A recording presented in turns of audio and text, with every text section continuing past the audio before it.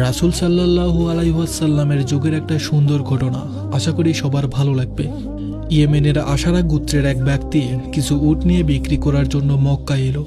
আবু জেহেল তার কাছে থেকে উটগুলো কিনলো, কিন্তু টাকা দেওয়ার সময় সে টালবাহানা শুরু করলো এবং গরিব লোকটির টাকা আটকে রাখলো। লোকটি ছিল মুসাফির। সে মক্কার কুরাইশদের এক মজলিসে গিয়ে ফরিয়াদ করলো, হে কুরাইশরা, আবু জেহেল আমায় টাকা দিচ্ছে না। কে আছে আমাকে তার কাছে থেকে আমার হক আদায় করে দিবে? কুরাইশরা নবীজি সাল্লাল্লাহু আলাইহি ওয়াসাল্লামকে দেখিয়ে ঠাট্টা করে বলল, ওই যে লোকটা বসে আছে, তুমি তার কাছে যাও, সে তোমাকে বিচার পাইয়ে দিবে। তারা আসলে মজা করছিল, কারণ তারা জানতো আবু জেহেল নবীজির চরম শত্রু। তারা ভাবলো নবীজি গেলে আবু জেহেল তাকে অপমান করবে, আর তারা সেটা দেখে মজা নিবে। সরল মনা লোকটি নবীজির কাছে গিয়ে বলল, হে আল্লাহর বান্দা, আবু জাহেল আমার টাকা মেরে দিয়েছে। এরা বলল, আপনি নাকি আমাকে সাহায্য করতে পারবেন, আল্লাহর ওয়াস্তে আমার টাকাটা উদ্ধার করে দিন। রাসূল সাল্লাল্লাহু আলাইহি ওয়াসাল্লাম সাথে সাথে উঠে দাঁড়ালেন এবং বললেন, চলো আমার সাথে। কুরাইশরা তখন তাদের এক সঙ্গীকে পাঠালো পিছু পিছু গিয়ে তামাশা দেখার জন্য। নবীজি আবু জাহেলের দরজায় গিয়ে কড়া নাড়লেন। আবু জাহেল জিজ্ঞেস করল, কে? নবীজি বললেন, আমি মুহাম্মদ, বেরিয়ে এসো।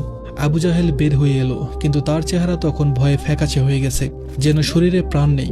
নবীজি সাল্লাল্লাহু আলাইহি ওয়াসাল্লাম বললেন, এই লোকটার টাকা এখনই দিয়ে দাও। আবু জাহেল কোনো তর্ক না করে বলল, জি দিচ্ছি, একটু অপেক্ষা করুন। সে ভেতরে গিয়ে সাথে সাথে টাকা এনে লোকটাকে দিয়ে দিল। লোকটি খুশি হয়ে চলে গেল এবং মজলিসে এসে কুরাইশদের বলল, আল্লাহ তাকে উত্তম প্রতিদান দিন, তিনি আমার হক আদায় করে দিয়েছেন। কুরাইশরা অবাক হয়ে আবু জাহেলকে জিজ্ঞেস করলো, ছি, তোমার কি হলো?